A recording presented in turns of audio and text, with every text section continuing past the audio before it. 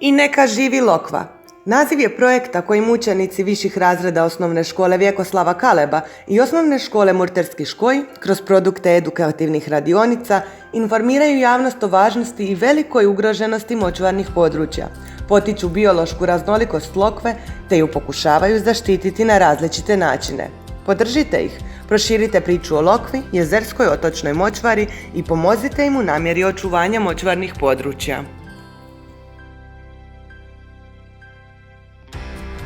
Ovo je Lokva, ali ona ne izgleda uvijek ovako. U kišnom dijelu godine puno je vode, dok u toplijem dijelu godine presuši.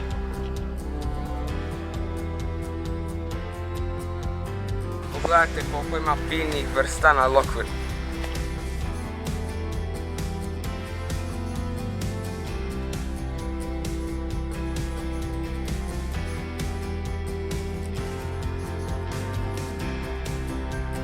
Želeći joj pomoći, očistili smo je od smeća.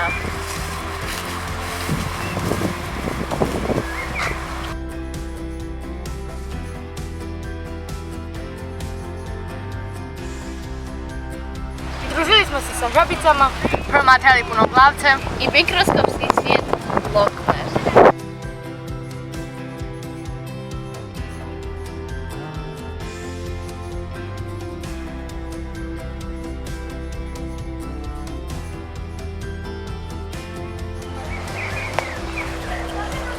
zaposlili smo prste te napravili hotele za kukce i ptice.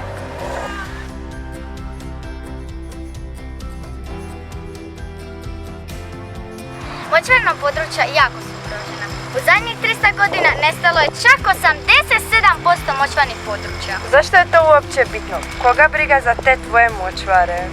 Da, puno ljudi tako razmišlja. Kada bi znali da su močvare po biološkoj raznolikosti odmah iza tropskih kišnih šuma, vjerujemo da bi promijenili mišljenje. Napisali smo službeni mail Ministarstvu gospodarstva i održivog razvoja te nominirali Lokvu za Ramsarsku konvenciju.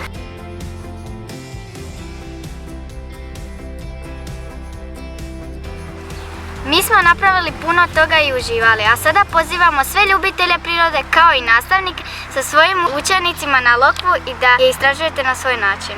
Ako ste slučajno ostali bez ideja, na klupici koju smo postavili u novom kutku za druženje kod bunara pronađite QR kod na kojem ćete pronaći zanimljive nastavne jedinice kao i sve digitalne produkte s naših istraživanja. Slobodno nam javite dođete li na Lokvu i to na Facebook stranici Neka živi Lokva ili na Instagramu pod hashtag Jezerska Lokva. Zabavite se i vi kao i mi! Zaštitimo Lokvu šireći ljubav prema njoj na sve naraštaje. Lokva je važna. Močvare su bitne. Zaštitimo ovo malo što je od njih ostalo! Pratite nas na Instagramu Jezerska Lokva ili na Facebook stranici I neka živi Lokva.